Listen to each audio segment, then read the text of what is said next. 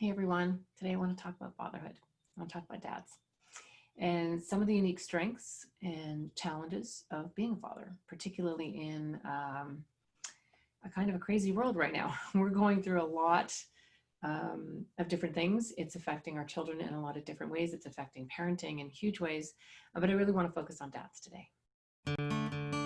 Hi everyone, I'm Jennifer Colari. I'm a child and family therapist and a parenting coach and the founder of Connected Parenting. And welcome to the Connected Parenting Weekly Podcast. Join me every week and we'll tackle everything from temper tantrums to bedtime to sibling issues to teenage angst. Parenting can be so wonderful, but it can be so hard. Parents often say to me, "Hey, can you just come live at my house?" This is the next best thing. Let's do this together. So, let's talk about this because it's hard to talk about fatherhood without some of the polarizing that happens. So whenever a couple is together, and we won't even talk necessarily gender here, it's just, let's talk about dynamics.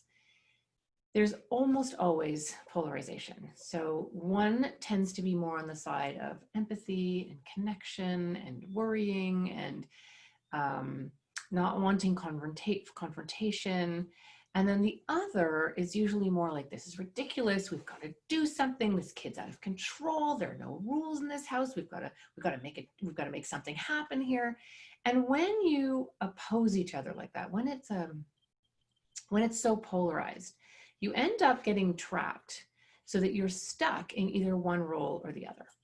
Now, not always, but most often, dads are on the side of, we got to do something. I'm scared for my kids. There's a big world out there. They need to learn some lessons. They're not learning anything. They're out of control in this house.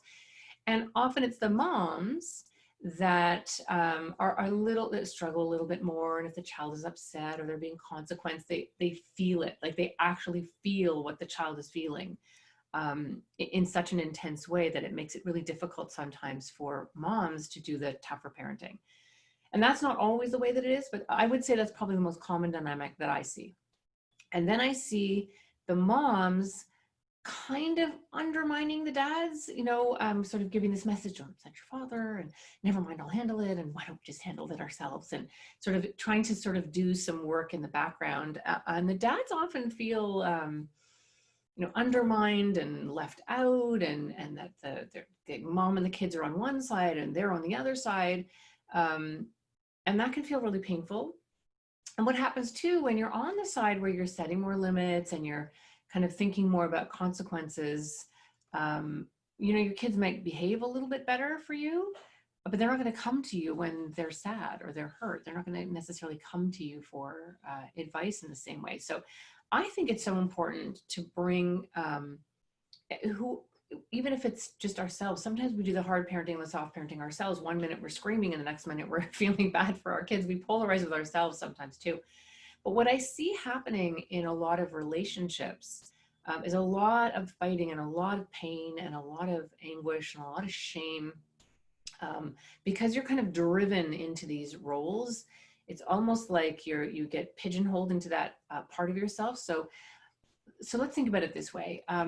Often dads, okay, I'm going to talk about this. This is a concept that Elizabeth Gilbert talked about. I heard her speak about this, and it was really powerful. And I'll try to find more information on this and add it into the comments below. But you have to think of it's called the profane male. So this is the absolute kind of stereotype of the angry male, right? Smash and grab, it's mine, too bad, I'm going to step on that person, I'm going to get that, you better listen to me, chest out, kind of really profane male. On the opposite end of that is the profane female. And the profane female is, oh, it's okay, you know what, don't worry, it's okay, I'll do it, I'll just do it. It's this sort of moving and making all of this space and sneaking around and almost trying to keep it all together and not upset anybody, and terrified of confrontation and just kind of cowering in a lot of ways from that. It's kind of think Archie Bunker and Edith Bunker. It's that kind of extreme polarization there. And then in the middle, you have the divine male. And the divine male would be, I don't know, Buddha. Like it would be a monk, like a very strong man centered in his masculinity, but also very in touch with a sensitive side, love and compassion and empathy and fairness and seeing everyone as a whole and looking at the big picture, and really responding to his environment instead of reacting, and very deeply centered in a place of love, not fear. And remember that anger, which although it might feel better than fear, is really just fear. It's a little more powerful, it's a little more pleasant emotion than being terrified, but anger is really just fear. And so the profane male becomes very, very angry. So then you've got the divine female. The divine female is interesting because the divine female is very strong and very centered, also centered in love, but not fear. And you can see how the divine male and the divine female come together in the center. And the divine female, Elizabeth Gilbert described this as, she talked about horses, for example. So horses live in herds, and they don't have, the stallions are off doing their own thing, and the herds are led by a female, the lead mare. The lead mare doesn't have to fight anyone. She doesn't get in any fights. She doesn't have to prove anything or boss anyone around or take any territory. She just is. She just exudes this strength, this calm that everyone wants to follow her, right? So if they're all eating and doing whatever, or they're, instead of worrying what's going on, they just watch her. And if she's good, they're good. And that's the divine female. And the best example I can give maybe of a divine female would be Mary Poppins. Right? Mary Poppins, you don't mess with Mary Poppins. She doesn't have to yell at anybody. She never gets mad. She's always fair. She's always reasonable. But if you mess with her, you're going to find out what happens. But in this loving, confident way that the children in that story just kind of settle in with her. So the divine male and the divine female are very close, and they work very well together. Now, if we go to the profane male, profane female, you can see what happens here is that the profane male becomes more profane, more angry, more yelling, more, this is ridiculous, we've got to do something, just more angry, sees a reflection in his female partner. And this can happen if you're same sex also. These are aspects of ourselves that come out. So we're just going to use male and female right now because it's just simpler. So that what they see in the divine female's eyes is a reflection of this monstrous person who's just being horrible, who really loves everyone and wants to, fix things and is actually afraid, but sees this reflection back in the profane female's eyes, making them more upset, more ashamed, more angry, and more polarized. Now, the profane female makes more excuses, kind of does things in the background, talks to the kids, don't make your dad upset like that, let's go over here. All of this kind of sneaking around, which actually makes the profane male incredibly angry. And certainly if there's a real polarization, it's dangerous. That's a different conversation. I'm really kind of talking about these normal aspects of us that kind of get pulled out on a daily basis. So the profane female becomes afraid to confront the profane male, does more things in the background, becomes more kind of scurrying around, which just infuriates the profane male. And the more you behave this way, the worse it gets. And the more afraid you get, so when your kids are actually, doing something that's really inappropriate or they're really being out of control, this dynamic becomes really ugly and nothing gets done. You end up locked into your own position and many times hating yourself. So now I want to bring it back to fatherhood. So a lot of fathers, when they talk to me, talk about feeling powerless in their homes, undermined all the time, ashamed of their anger, of their kind of yelling, reactivity in some ways that ends up getting nowhere, really. It doesn't end up helping anything, and you end up in the same dance all the time with your kids or with your spouse, and missing out on beautiful moments of kindness and empathy. I mean, they're there, but not as much, because you end up having to be the rule enforcer all the time and the one that's making all the rules. So the more that you do that, the less the softer parent can do it, right? Well, I'm not going to come in and be the heavy because we already have a heavy. So the actual, the balance to that is to not do that at all. But then what happens is you're never freed up from that locked in role as being the enforcer. And what's really interesting, what I find, and this is what I love about connected parenting, because when you're parenting together, you have to start from the calm technique. You have to start and go back to earlier episodes if you don't know what that is, but that's using compassion and language and conversation as medicine to literally chemically calm down your child or whoever you're talking to. So you start from this beautiful place of empathy. You start from this place of love, which calms the child down.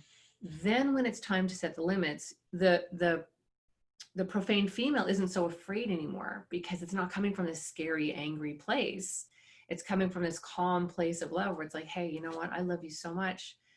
I get that you're really struggling. Know how much you love that video game and it's so important, but I love you enough for you to be pretty mad at me. I love you enough for you to hate me. It's time to turn this off now and give you a few minutes to make a really good choice. When it comes from that anchored, solid, divine place, the profane female or the profane partner doesn't feel like doesn't feel so afraid to come to the center with you. They're now able to say, yeah, you know, why did you, now you're working together, right? Now you're in the center. And there's some loneliness that a lot of fathers feel locked into this role, and you don't have to be locked into this role. The simplest thing is to look at your partner, look at your wife as a complement to you. You're complementing each other, and much together, you are both right.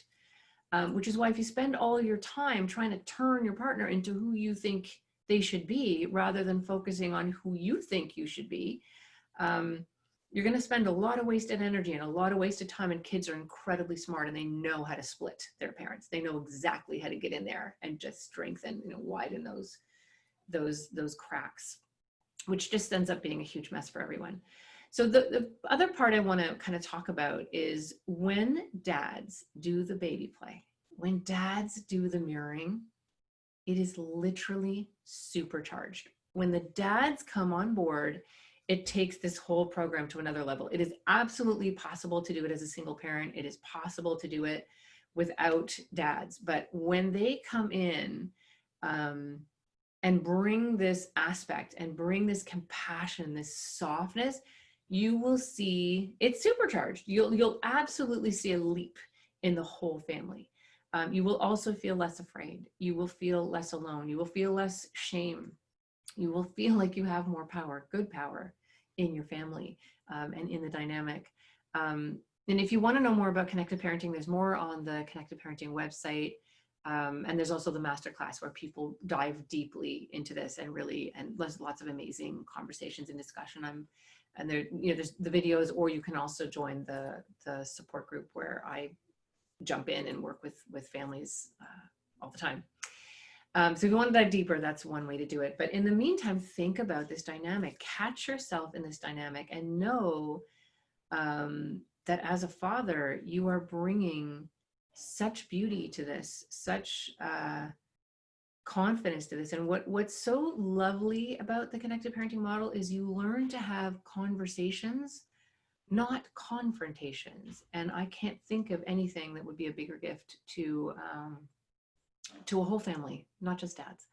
So thank you for listening today. If you like this, hit subscribe, because I'm going to try to do more and more podcasts. I get crazy busy sometimes, so sometimes they're far apart, but I'm going to try to post a lot more during the summer. You can also catch me on my other podcast, which is called the Mental Health Comedy Hour with Ed Krasnick, where we use comedy and humor and we interview really well-known comedians who have amazing brains that overthink, and it's done in a really light way and a funny way. So you can also find out more information there. See you soon.